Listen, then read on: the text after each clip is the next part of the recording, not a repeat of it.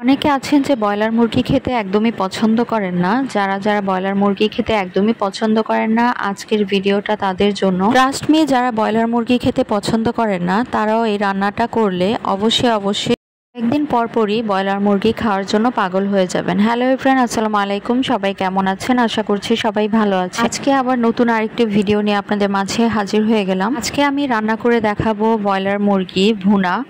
তো এই রান্নাটা অনেকেই জানে, আবার অনেকেই জানে না। যারা জানেন না তারা আমার এই রেসিপিটা ট্রাই করে দেখতে পারেন, অবশ্যই আপনাদের কাছে ভালো লাগবে। তো চলুন দেখে নেওয়া যাক কিভাবে করে আমি রেসিপিটা আপনাদের রান্না করে দেখাই। তো প্রথমেই হচ্ছে আমি তেলের মধ্যে বেরেস্তা করে নিব। আর বেরেস্তার জন্য হচ্ছে এখানে পেঁয়াজ কুচি দিয়ে ভালো করে বেরেস্তাটা করে নিতে হবে। তারপর হচ্ছে এখানে বেরেস্তাটা এক সাইডে রেখে দিয়ে বেরেস্তার তেলের মধ্যেই হচ্ছে আমি সামান্য পরিমাণ আবার পেঁয়াজ কুচি দিয়ে এটাকে ভালো করে ভেজে এটার মধ্যে হচ্ছে মুরগিগুলোকে দিয়ে ভালো করে ভেজে নিতে হবে। তো রান্না করতে করতেই প্রথমে আপনাদের কাছে বলে নেই, যারা আমার চ্যানেলে নতুন তারা অবশ্যই আমার চ্যানেলটা সাবস্ক্রাইব করে দিবেন। আর যারা আমার চ্যানেলটা সাবস্ক্রাইব করে দিয়েছেন তাদেরকে অসংখ্য ধন্যবাদ। আর আমার প্রতিটা ভিডিও দেখে যদি ভালো লেগে থাকে প্লিজ একটা লাইক করে দিবেন। আর আপনার একটা লাইক আমাকে সামনে এগিয়ে যাওয়ার জন্য অনেকটাই সাহায্য করবে।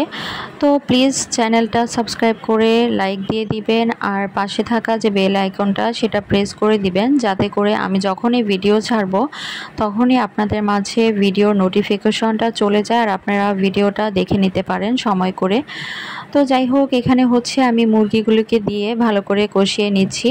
আসলে ব্রয়লার মুরগিটা হচ্ছে যতটা পানি কম দিয়ে আপনারা তেলের মধ্যে ভেজে রান্না করবেন ততটাই ভালো হবে।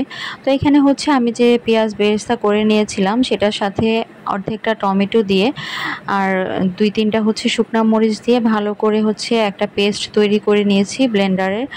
তারপর হচ্ছে ওই পেস্টটা দিয়ে দিলাম। তারপর এখানে হচ্ছে হলুদ, মরিচের গুঁড়া, তারপর এখানে ধনিয়ার গুঁড়া, আদা রসুন, তারপর গরম মশলা যা যা লাগে আর কি এগুলো দিয়ে দিবেন। দিয়ে আবার ভালো করে কষিয়ে নেবেন। আর ঝালটা হচ্ছে যে যেমন পছন্দ করেন সেই পরিমাণেই দিবেন। অনেকে কম খেতে পছন্দ করেন, কিন্তু ব্রয়লার মুরগিতে হচ্ছে ঝালটা বেশি করে দিলেই ভালো লাগে। তারপর এখানে কষানো হয়ে গেলে এখানে হচ্ছে টক দই দিয়ে দিতে হবে। আর টক দই দেওয়ার পর সামান্য পরিমাণ চিনি দিয়ে দিবেন। আর সামান্য পরিমাণ চিনি দিলে টক দই দেওয়ার কারণে যে একটু হালকা টক হবে সেই টক ভাবটা ব্যালেন্স হয়ে যাবে। তো তারপর হচ্ছে এখানে টক দই দিয়ে সামান্য পরিমাণ চিনি দিয়ে দিয়েছিলাম। তো চিনি দিয়ে তারপর এগুলো দিয়ে ভালো করে নেড়ে নিতে হবে। তারপর হচ্ছে ভালো করে কষিয়ে নেওয়া হয়ে গেলে এখানে পরিমাণ মতো পানি দিয়ে দিতে হবে, যেহেতু কষানোর মধ্যেই মুরগিটা অনেকটাই সিদ্ধ হয়ে যাবে, যার কারণে হচ্ছে পরিমাণ মতো সামান্য পরিমাণ পানি দিয়ে দিতে হবে। আর যদি বেশি পানি দেন তাহলে হচ্ছে মুরগিটা খেতে ভালো লাগবে না।